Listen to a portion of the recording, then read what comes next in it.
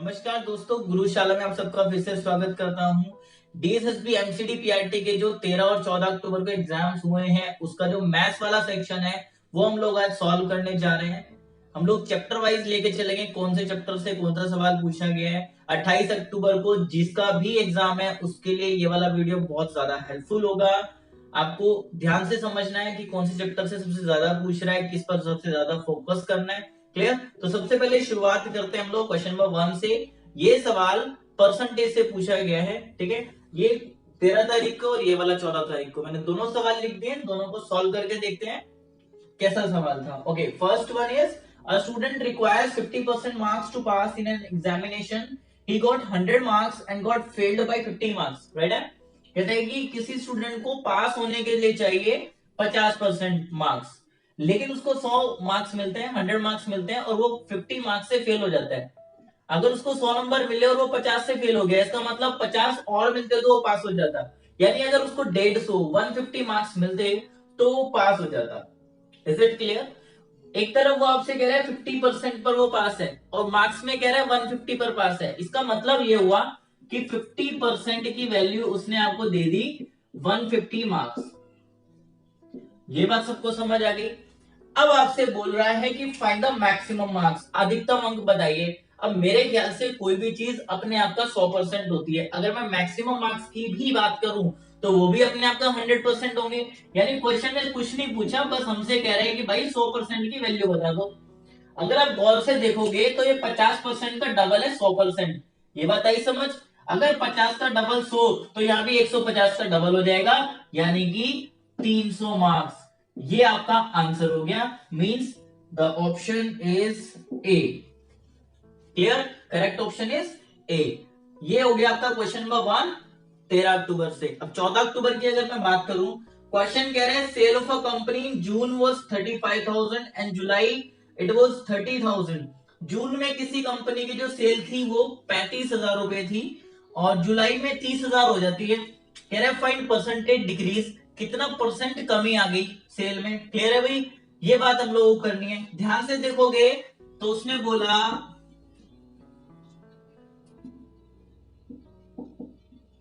जून में सेल 35,000 रुपए और जुलाई में 30,000 रुपए। यही कहानी है। आपको पता करना है कितने परसेंट डिक्रीज हो गया। भाई डिक्रीज की डायरेक्शन ये है। क्लियर? कभी भी आपको कोई भी सवाल इंक्रीज परसेंट या डिक्रीज परसेंट से आए तो करना कैसे है, ऊपर लिखना है आप लोगों को डिफरेंस, राइट है। Difference will be divided by initial value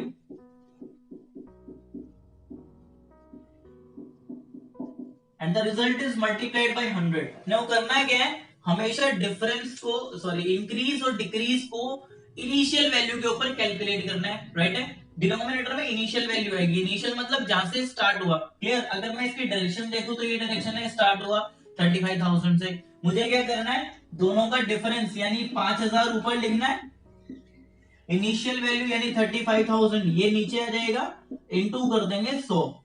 clear? तो अपने को आंसर मिलने वाला है कुछ ऐसा, 3 जीरो से 3 जीरो कट गए, 5 से कट गया 7 पर, 100/7 after dividing you will be getting 14.29%। Is it clear? 14.29% answer होगा, यानी कि B option is the correct one. Clear? तो ये हमने सवाल नंबर 1 की बात करी। ये 13 अक्टूबर को पूछा है, 14 अक्टूबर को पूछा है। परसेंटेज से दोनों सवाल पूछे गए हैं। हम लोगों ने देख लिया होगा, दोनों ना तो मुश्किल कह सकते ना टफ कह सकते। मेरे ख्याल से तो बहुत आसान है, ठीक है। ये वाला थोड़ा सा, इसमें थोड़ा सा एक्स्ट्रा करना पड़ रहा है हम लोगों को काम। क्लियर है ये वाली बात? ओके, चलिए क्वेश्चन नंबर 2 की तरफ हम लोग चल लेते हैं।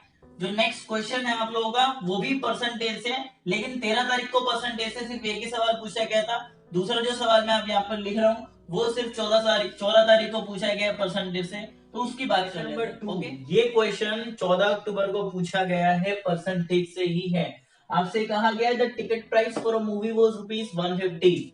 एक मूवी के लिए जो टिकट का प्राइस है that was 150, it was decreased by 20%, as a result the revenue increased by 20%। कहते हैं कि इसकी जो प्राइस है, टिकट का प्राइस जो है उसको 20% अगर घटा दिया जाए तो रेवेन्यू 20% बढ़ जाएगा। जो हम पैसा इकट्ठा कर रहे हैं, कलेक्ट कर रहे हैं रेवेन्यू, राजस्व इकट्ठा हो रहा है दैट इज इंक्रीज्ड बाय 20%। वो तो एक ही तरीके से इंक्रीज हो सकता है, अगर प्राइस को घटा रहे हैं उसके बाद भी पैसा इंक्रीज हो रहा है, बढ़ के आ रहा है, इसका मतलब दर्शक बढ़ गए, व्यूअर्स बढ़ गए। हाँ, वो आपसे कह रहे हैं find the percentage increase in the number of viewers, जो व्यूअर्स बढ़े हैं वो परसेंटेज में कितना बढ़े हैं। This is the question for us. Clear है भाई? तो हमें करना क्या है इसके अंदर, ध्यान से समझिएगा। देखो भाई, सवाल में आप लोगों से बात की गई है 20% इंक्रीज डिक्रीज एंड 20% इंक्रीज की। अल्टीमेटली मुझे इंक्रीज का ही परसेंट बताना है, यानी परसेंटेज में आंसर चाहिए। तो मेरा एक गोल्डन रूल हमेशा याद रखना सारे बच्चे। करना है क्या, सवाल में देखना है अगर क्वेश्चन परसेंटेज या रेशो में दिया हुआ है, क्वेश्चन अगर परसेंटेज में या फिर रेशो में है और आपको आंसर भी परसेंटेज या रेशो में से किसी में चाहिए, तो आपको एक्चुअल डाटा की जरूरत नहीं पड़ती। Is that clear? क्या बोला मैंने, अगर सवाल परसेंटेज या रेशो में है, आंसर भी परसेंटेज या रेशो में चाहिए, तो एक्चुअल डाटा की जरूरत बिल्कुल नहीं पड़ेगी। यानी यहाँ पर जो आपको 20% डिक्रीज दिया, 20% इंक्रीज दिया और इंक्रीज का ही परसेंटेज पूछा है, तो मुझे इस एक्चुअल डाटा यानी 150 की कोई जरूरत नहीं है। मैं डायरेक्टली सवाल को करने वाला हूं। आपको इस तरीके के सवाल में करना क्या है, रिलेशन बनाना है। जिस जिस क्वांटिटी की वो आपसे बात कर रहा है उस क्वांटिटी में रिलेशन बनाओ। यहाँ पर उसने सबसे पहले बात करी टिकट प्राइस की, उसके बाद उसने बात करी रेवेन्यू, और उसके बाद उसने बात करी व्यूअर्स। तीन क्वांटिटीज है मेरे पास। क्लियर? इन दोनों में उसने इंक्रीज और डिक्रीज मुझे बता दिया और तीसरी वाली में पूछ लिया। हमें इन तीनों में रिलेशन बना लेना है। क्लियर है भाई? अगर मैं बात करूं यहाँ पर रिलेशन की, तो क्या मैं लिख सकता हूं price multiplied by number of viewers gives me revenue. Is that clear? भाई टिकट की जो भी प्राइस है उसको व्यूअर से मल्टीप्लाई करेंगे तो मुझे रेवेन्यू मिलेगा। यानी मान लो टिकट प्राइस 10 रुपए है और मेरे पास 5 व्यूअर्स आते हैं, 5 लोग देखने आते हैं, तो 50 रुपए कलेक्ट होंगे।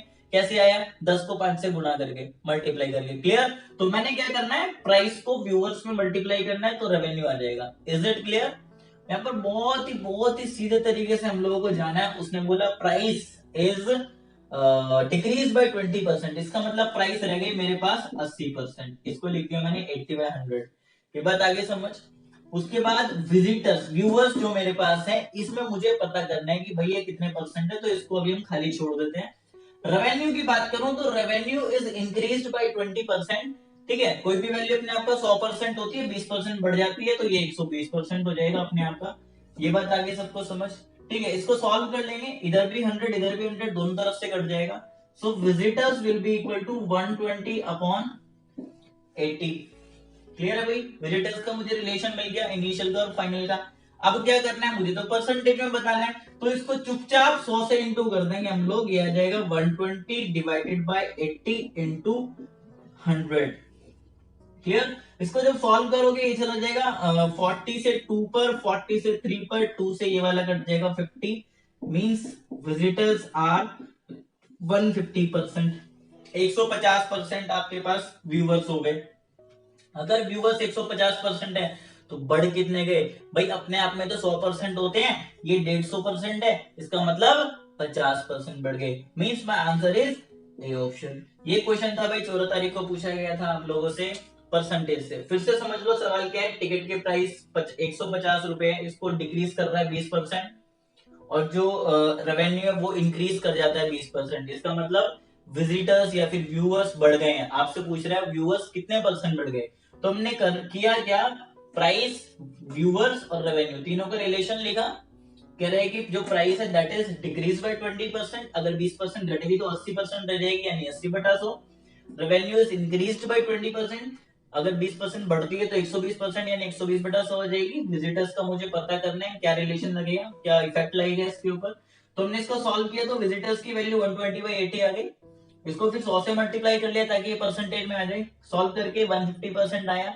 150% का मतलब है अगर पहले 100% थी तो 50% इंक्रीज हो गई। क्लियर जी? जो व्यूवर्स है मेरे पास वो 50% बढ़ जाता है। Means my answer is option. Is it clear? चलिए नेक्स्ट क्वेश्चन की तरफ चलते हैं। ठीक है भाई, ये क्वेश्चन प्रॉफिट एंड लॉस से पूछा गया है। दोनों 13 तारीख को भी और 14 तारीख को भी दोनों दिन पूछा गया है। ओके, क्वेश्चन नंबर 3 शुरू करते हैं। ये वाला क्वेश्चन प्रॉफिट एंड लॉस से पूछा गया है। ठीक है भाई, मैं यहाँ पर प्रॉफिट एंड लॉस चैप्टर की बात कर रहा हूँ, जिसमें 13 तारीख को ये वाला सवाल पूछा है, 14 तारीख को ये वाला सवाल पूछा है। सबसे पहले 13 वाला सॉल्व कर लेते हैं। क्या कह रहे हैं? कहता है the difference between CP and SP is ₹225। Coast price और सेलिंग प्राइस है, तो आपको पता ही होगा सीपी इज कोस्ट प्राइस जिस पर कोई भी आर्टिकल खरीदा जाता है, एसपी सेलिंग प्राइस जिस पर आर्टिकल बेचा जाता है। इन दोनों का डिफरेंस 225 रुपए, राइट है भाई, 225 रुपए का अंतर है दोनों में। प्रॉफिट इज 15%, 15% का लाभ है। फाइन एसपी, सेलिंग प्राइस आपको पता करनी है, सेलिंग प्राइस कितनी है, ये बात सबको समझ आ गई। सवाल कह रहा है सीपीएसपी का जो डिफरेंस है that is 225, profit is 15%, fine SP, SP आपको पता करनी है, ठीक है। ओके, अगर मैं इस डिफरेंस की बात करूं, what is the difference between CP and SP, ये जो डिफरेंस होगा ये लॉस या प्रॉफिट ही होगा। भाई अगर मैंने कोई आर्टिकल 100 रुपए में खरीदा, 120 में बेच दिया, तो डिफरेंस आ गया 20 रुपए, ये मेरा प्रॉफिट हो गया। क्लियर है वाली बात। इसका मतलब ये हुआ इन दोनों में जो तो अंतर दे रखा है 225 रुपए, यही प्रॉफिट है, ये लाभ है। क्लियर है, यानी कि 15% की वैल्यू मेरे पास आ गई 225 रुपए, ये बात डन। उसने दे रखा है प्रॉफिट इज 15% और दोनों का अंतर 225, यानी 15% की वैल्यू 225। अब मुझसे कह रहे हैं कि भाई एसपी बताओ, सेलिंग प्राइस आपको पता करनी है। ध्यान से देखोगे तो पता लगेगा सीपी जो होती है अपने आप की 100% होगी, कोई भी प्राइस अपने आप का 100% होती है, उस पर जब मैं 15% प्रॉफिट ले लूंगा तो 115% में बेचूंगा, यानी सेलिंग प्राइस 115% है, और आपको इसी की वैल्यू पता करनी है। ये बात आ गई समझ। अगर आपको पता हो 15 का स्क्वायर होता है 225, मतलब यहां से यहां जंप करने के लिए उसको 15 से गुणा करना पड़ रहा है, तो इधर भी आप लोग 15 से गुणा कर दो और आपको आंसर मिल जाएगा। 15 से गुणा करोगे हो जाएगा 1500 और 225, यानी 1725 रुपए। मल्टीप्लाई कर लिया ना, this is the right answer, it means C option is the correct one, right है भाई। अब बात कर लेते हैं 14 तारीख वाले क्वेश्चन की। 14 तारीख को उसने पूछा था find CP of the article which is sold for ₹220 at a loss of 12%। एक आर्टिकल को 220 रुपए में बेचा गया, यानी ये 220 रुपए जो है ये सेलिंग प्राइस है, क्योंकि 220 में बेचा गया, जिस पर खरीदा जाता है वो कॉस्ट प्राइस होती है, और यहां पर उसको लॉस हो रहा है कितना, 12% का। अगर 12% का लॉस हो रहा है, मैंने अभी बताया था सीपी इज ऑलवेज 100%, सीपी अपने आप का 100% होती है, 12% का लॉस होते ही सेलिंग प्राइस बचेगी 88%, यानी 88%। तो उसने क्या कहा हुआ है, 88% की वैल्यू जो है वो 220 रुपए। ये बात आगे सबको समझ। फिर आपसे कह रहा है कि बताइए क्या, बताइए क्या, सीपी बताइए, यानी कॉस्ट प्राइस, कॉस्ट प्राइस तो 100% होती है अपने आप का, इसकी वैल्यू पता करनी है। तो आप लोग क्या कर सकते हो, 88 को 4 से भाग करके 22 आता है, 4 से भाग कर रहा है, 0 लगा रहा है, ये रिलेशन है यहां से लेके यहां तक। क्लियर, 88 को 4 से भाग किया 22 और 0 लगा रहा है, 100 को भी 4 से भाग कर दो 25 आ जाएगा, 0 चिपका दो, ये आपका उत्तर हो गया 250 रुपए। एक एक स्टेप के सवाल थे, मैथ्स वाला सेक्शन बिल्कुल भी टफ नहीं था, ये भी सवाल है लगभग 2 या 3 स्टेप में खत्म हो रहे हैं। क्लियर, आपको करना आना चाहिए, कंसेप्ट बिल्कुल क्लियर होने चाहिए। ये वाले सवाल हमने थर्ड वाले क्वेश्चन की बात करी, प्रॉफिट एंड लॉस से थे दोनों के दोनों। क्लियर, तो नेक्स्ट क्वेश्चन की तरफ हम लोग आगे बढ़ रहे हैं, राइट है। Okay, so next question, question number 4, 13 तारीख 14 तारीख दोनों का क्वेश्चन है। यहाँ पर कह रहे हैं कि if the SI on ₹800 exceeds the SI on ₹400 by ₹40 in 2 years। Clear जी, कह रहे हैं कि साधारण ब्याज पर 2 वर्ष का 800 रुपए का ब्याज 400 रुपए के ब्याज से 40 रुपए अधिक है। ये बात आई समझ या नहीं, 800 रुपए का ब्याज 400 रुपए के ब्याज से 40 रुपए ज्यादा है। सॉरी, कहते हैं साधारण ब्याज की दर ज्ञात कीजिए, आपको रेट ऑफ इंटरेस्ट पता करना है, सिंपल इंटरेस्ट का। क्लियर है भाई, एक तरफ 800 रुपए, एक तरफ 400 रुपए, दोनों पर एक फिक्स्ड रेट ऑफ इंटरेस्ट पर 2 साल में 40 रुपए का अंतर आ रहा है, तो आपको ये पता करना है कि भाई रेट ऑफ इंटरेस्ट कितना है, राइट है। तो इसकी बात कर लेते हैं, सॉल्यूशन कैसे करेंगे हम लोग। भाई इधर है अपने पास 800 रुपए, इधर है अपने पास 400 रुपए, ब्याज में अंतर आ रहा है, अंतर किस वजह से आ रहा होगा, इन दोनों के अंतर की वजह से। तो देख लेते हैं दोनों में कितना अंतर है। भाई दोनों में अंतर है 400 रुपए, दोनों में अंतर है 400 रुपए, और वो कह रहा है ब्याज का अंतर है 40 रुपए। तो हमें देखना पड़ेगा ये 40 का कितना परसेंट, सॉरी 400 का कितना परसेंट है 40, यहां से एक जीरो हटा रहा है ना, किसी भी नंबर में से अगर एक जीरो हटाई जाए तो उसका 10% मिलता है, मतलब ये जो अंतर आ रहा है 10% का आ रहा है। ये बात आ गई समझ। दोनों जो पैसे, दोनों जो सम थे मेरे पास 800 और 400, इनमें अंतर है 400 रुपए का, इस 400 रुपए की वजह से 40 रुपए का अंतर आ रहा है। ये 40 रुपए 400 का 10% है, इसका मतलब ये हुआ 10% जो है वो उसमें परसेंटेज में डिफरेंस आ रहा है, लेकिन ये 10% का अंतर आया है 2 साल में आया। आपको वार्षिक बताना है, वार्षिक कितना अंतर है, तो इस 10% को भाग कर दो 2 से, यानी कि पर ईयर 5% का अंतर था रेट ऑफ इंटरेस्ट में। ये आपका सवाल हो गया, ये बात डन। ये सवाल भी परसेंटेज से ही हुआ है, प्रॉफिट एंड लॉस में हमने परसेंटेज से ही किया था। तो अगर आपका परसेंटेज क्लियर है तो आपको यहाँ से 3 सवाल मिल जाएंगे। परसेंटेज का तो मिलेगा मिलेगा, प्रॉफिट भी मिलेगा, प्रॉफिट एंड लॉस, और तीसरा मिलेगा सिंपल इंटरेस्ट से। तो परसेंटेज पढ़ना बहुत जरूरी है एग्जाम के लिए। 28 तारीख को जिसका भी एग्जाम है, परसेंटेज पर अपनी कमांड बनाओ, 3 सवाल मिल जाएंगे आपको, डेफिनेटली मिल जाएंगे। दोनों एग्जाम्स में आई है, जो मैंने पिछले वीडियो में 30 सितंबर वाले एग्जाम सॉल्व किया है, पेपर सॉल्व किया है, उसमें भी सेम इसी तरीके से सवाल पूछे गए हैं, कुछ भी चेंज नहीं आ रहा है। जिस चैप्टर से जैसा सवाल पूछ रहा है नेक्स्ट एग्जाम में एज इट इज दूसरा सवाल पूछ रहा है। Okay, so let us move to next question. Question is, a sum becomes double of itself in 12 years 6 months. In how many years it will be treble itself? Okay, question आपसे कह रहा है कि कोई पैसा अपने आप को 12 साल 6 महीने यानी 12.5 साल में डबल कर लेता है, तो ये 3 गुना कितने साल में कर लेगा? सेम सवाल आपको 30 सितंबर वाले पेपर में मैंने सॉल्व करवाया था, उसी तरीके से करना है। आपको कह रहा है डबल कर रहा है, कोई भी सम अपने आप का 100% होता है, डबल होगा तो 200% हो जाएगा, यानी कि इस पर जो ब्याज लगा वो 100% लगा। अब वो 100% ब्याज को कमाने में इसको 12.5 साल लग रहे हैं। 12 साल 6 महीने को मैं 12.5 साल लिख सकता हूँ, कोई तकलीफ नहीं है ना किसी को। फिर आपसे कह रहे हैं इसको 3 गुना करना है। अब 100% 3 गुना होगा तो 300% हो जाएगा, यानी कि उस पर ब्याज कितना लग गया? 200%। अब वो आपसे पूछ रहे हैं कि 200% ब्याज कमाने में कितना समय लगेगा। अगर ये 100% का डबल 200% है तो इसका भी डबल होना चाहिए, और 12.5 का डबल होता है जी 25 साल, यानी कि मेरा आंसर हो गया 25। So answer for this question is 5% and for this it is 25। Is it clear to everyone? फिर से समझ लेते हैं। इस वाले सवाल में 800 400 का अंतर आया, 400 उस पर जो 40 रुपए का अंतर आ रहा है वो इसका 10% है। 10% अंतर 2 साल में मिला है, तो 1 साल का अंतर 5%। ये मेरा आंसर हो गया।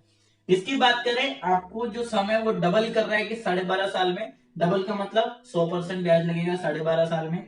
फिर कह रहे ट्रिपल करना है, यानी 200% ब्याज चाहिए, तो ये इसका डबल हो रहा है, इसका भी डबल कर दो 25 साल, ये आपका आंसर हो जाएगा। So this is question number 4। 13 तारीख को और 14 तारीख को ये क्वेश्चंस पूछे गए हैं। अब हम मूव करते हैं क्वेश्चन नंबर 5 की तरफ। ओके भाई, क्वेश्चन नंबर 5 की बात कर लेते हैं। क्वेश्चन एलसीएम और एचसीएफ से पूछा गया। मेरे ख्याल से डीएसएसपी ने सबसे ज्यादा इंपॉर्टेंट, सबसे ज्यादा जो फोकस किया वो एलसीएम एचसीएफ चैप्टर पर ही किया है, क्योंकि हर एक एग्जाम में एलसीएम एचसीएफ से 3-3 सवाल पूछे जा रहे हैं। 28 अक्टूबर को जिसका भी एग्जाम है एलसीएम एचसीएफ जरूर करके जाए, पूरा अच्छे से पढ़ के जाए, आपको 3 सवाल यहाँ से मिलने चाहिए, मेरा तो अंदाजा यही है। ओके, तो ये 13 तारीख को और ये 14 तारीख को पूछा गया, दोनों एक ही कंसेप्ट पर बेस्ड है। क्लियर? बहुत सिंपल सी बात, मेरे ख्याल से आप सब जानते भी होंगे, आपको पता होगा कि first number into second number is always equal to their LCM into HCF. Clear भाई? दो संख्याओं का गुणनफल, the product of two numbers is always equal to the product of their LCM and their HCF. दो संख्याओं का गुणनफल उनके एलसीएम और उनके एचसीएफ के गुणनफल के बराबर होता है। इस पर बेस्ड है आपके ये दोनों सवाल। क्लियर? ओके, इधर कह रहा है 13 तारीख वाला सवाल बोल रहा है product of two numbers is 19200, HCF is 40 find LCM. Sorry मैं हिंदी में नहीं लिख पाया इसको। दो संख्याओं का जो आपके पास गुणनफल है दैट इज 19200, मतलब मुझे n1 इंटू n2 दिया 19200। एचसीएफ भी दे रखा है 40 और मुझे एचसीएफ पता, सॉरी एलसीएम पता करना है। यहाँ पर वैल्यूज पुट करोगे, पूरा प्रोडक्ट आपको दे दिया, कुछ नहीं करना है, यहाँ पर डाल देना है 19200। एलसीएम दे दिया, नहीं दिया जी, एलसीएम निकालना है और एचसीएफ दे दिया 40। क्लियर? ये 40 इधर गुना में इधर आकर चरणों में आ जाएगा। LCM will be equal to 19200 divided by 40। Is it clear? यहाँ 0 से 0 कट गया, 4 से इसको काटोगे आपको मिलेगा 4 चौके 16, 4 अट्ठे 32, 0, यानी कि आंसर कितना आ गया? 480 मींस डी ऑप्शन। क्लियर? 13 तारीख का सवाल डन। सीधे से कंसेप्ट पर बेस्ड है, n1 into n2 is equal to LCM into HCF. दो संख्याओं का प्रोडक्ट उनके एलसीएम एचसीएफ के प्रोडक्ट के बराबर होता है, दैट इज इट। अगर मैं इस सवाल की बात करूं, 14 तारीख को जो पूछा गया है, कह रहा है product of HCF and LCM of two numbers is 216, मतलब इस बार मुझे इन दोनों का गुणनफल दे दिया उसने 216, और फिर कह रहा है one number is 18, find the other. पहला नंबर दे दिया 18, दूसरा नंबर नहीं पता, इन दोनों का प्रोडक्ट 216। अगर मुझे N2 फाइंड आउट करना है तो 18 इधर चरणों में चला जाएगा, 216 विल बी डिवाइडेड बाय 18। 18 से इसको काटोगे आ जाएगा 18 कम 18, 3 बच गए, 36 हो गया, 18 दूनी 36 means my answer is 12, that is D option. ठीक है भाई, दोनों डेट्स पर जो एग्जाम हुए दोनों का आंसर भी डी ऑप्शन है। बिल्कुल सेम क्वेश्चन है, कोई चेंज नहीं आ रहा है, पैटर्न बिल्कुल सेम है। क्लियर है भाई? चलिए नेक्स्ट क्वेश्चन की तरफ चलते हैं, देखते हैं कौन से चैप्टर से, सॉरी इसी से कराना है, एलसीएम एचसीएफ से ही जो नेक्स्ट सवाल पूछा गया उसकी बात कर लेते हैं। क्या क्वेश्चन है बोर्ड पर 6th, ये भी एचसीएफ एलसीएम से ही, जैसा मैंने कहा यहाँ से 3 सवाल पूछे गए। HCF of 108, 288 and 360 is what, और यहाँ पर भी आपसे इन तीनों नंबर्स का, इन तीनों फ्रैक्शंस का HCF पता करने के लिए कहा गया है। अगर मैं 30 सितंबर वाले पेपर की बात करूं उसमें भी HCF ही पूछा था, LCM नहीं पूछा, तीनों पेपर्स में HCF ही पूछा। क्लियर है भाई? ओके, बात कर लेते हैं। वहां पर मैंने आप लोगों को बताया था नंबर्स का अंतर निकालो, चेक करो ऑप्शन में से किससे डिविजिबल है। क्लियर?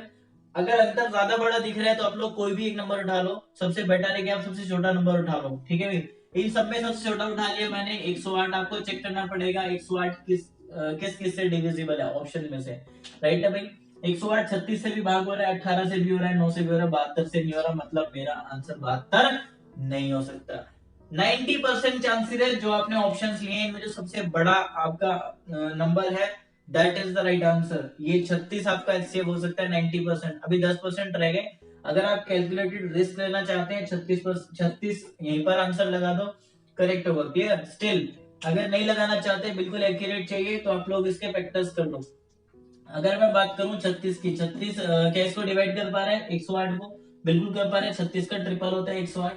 ठीक है भाई, इसका 10 गुना ये होता है, इसको भी डिवाइड कर पा रहे हैं। राइट है? और 36 को इससे इसको चेक करोगे 36 से तो ये इसको भी डिवाइड कर लेगा 8 पर, 8 जा 36, 8 जा इज 288, 36 अट्ठे 288 होता है।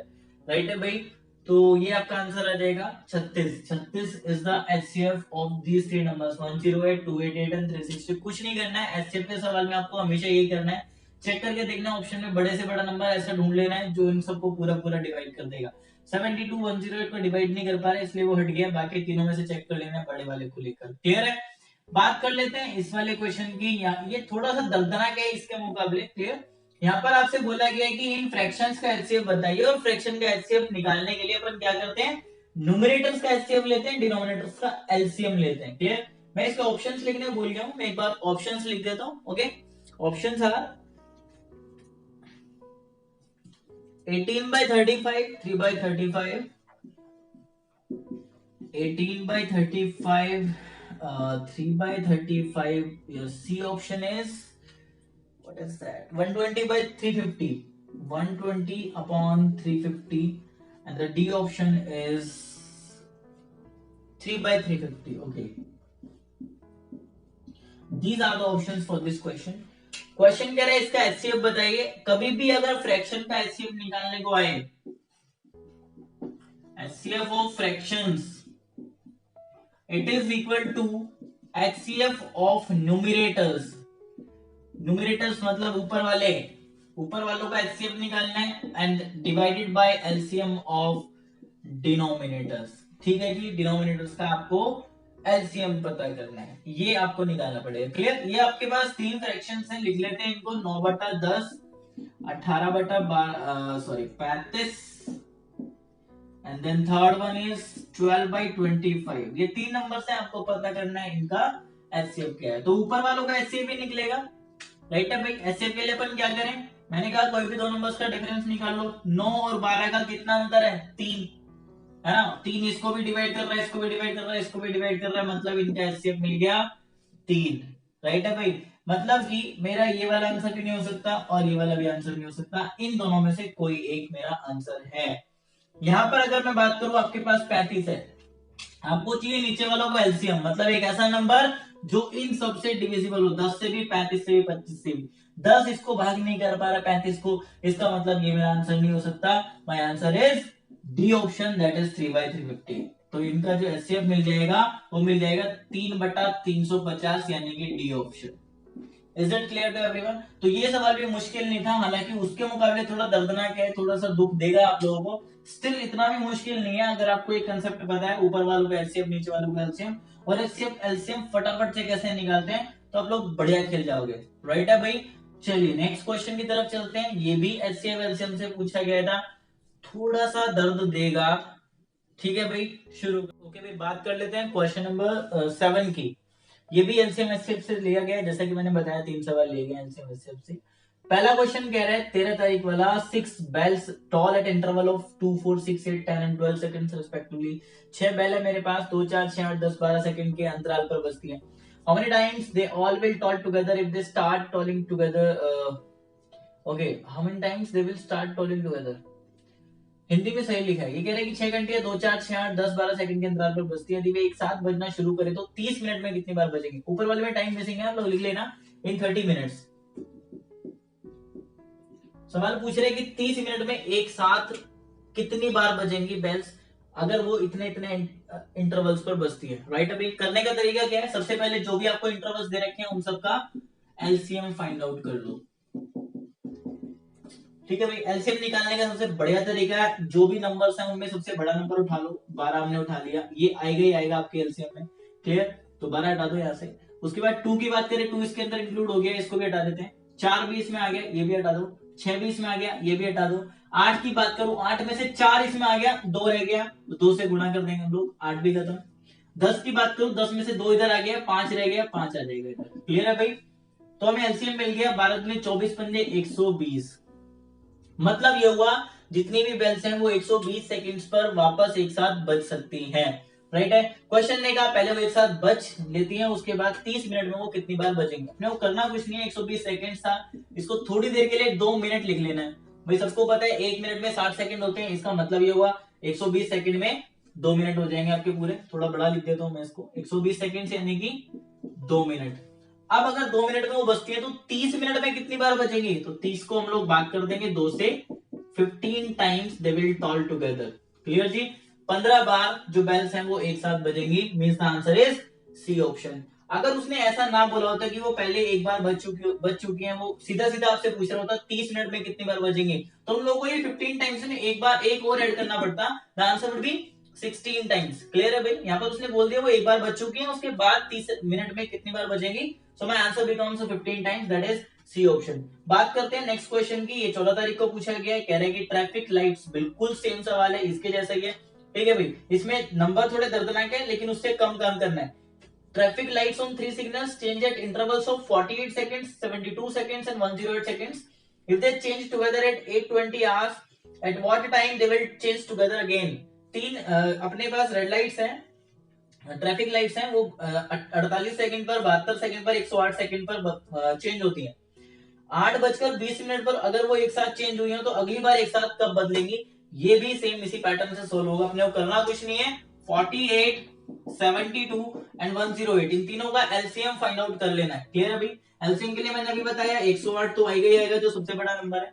आपको क्या करना है, देखना है भाई 48 में से इसमें कितना आ चुका। गौर से देखोगे तो ये 12 चौके 48 होता है, 12 इंटू 4, ये होता है 12 इंटू 9। अभी 12 इसका 12 तो इधर आ गया, 4 की जरूरत तो 4 को हम लोग यहाँ पर रख देंगे, खत्म बात, ये भी गया। अब 72 की बात करूं तो 72 होता है 12 इंटू 6, 12 यहाँ पर आ चुका है। क्लियर?